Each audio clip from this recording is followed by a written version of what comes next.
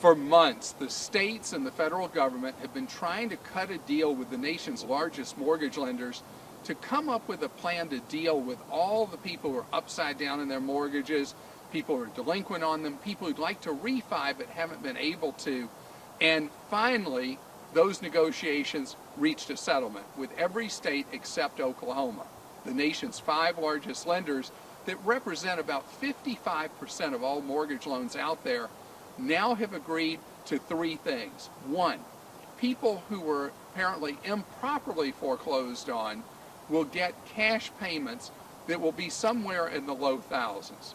Second, people who are upside down in their home, meaning they owe more on it than what it's worth, they've stayed current on their loans, they will be eligible potentially for a refi on their loan to today's low rates, even though normally they would not qualify because their house would not appraise out.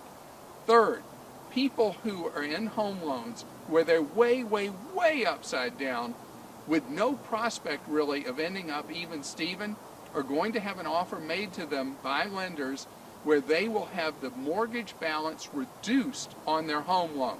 Now, I said a lot of mays and wills. That's because the ink's barely dry on this deal. It's going to take 60 days just to figure out who's going to administer it.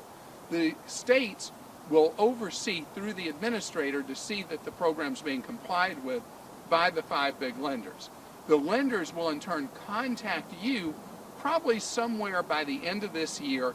They'll make an offer to you if you're one of their borrowers and they want to have you be a participant in this program.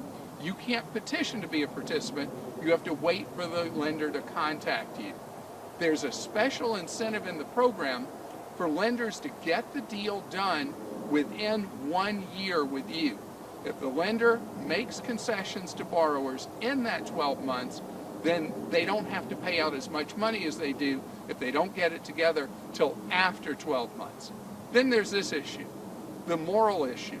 Is it okay that lenders are wiping out part of people's balances where other people have to pay the whole balance on their loans?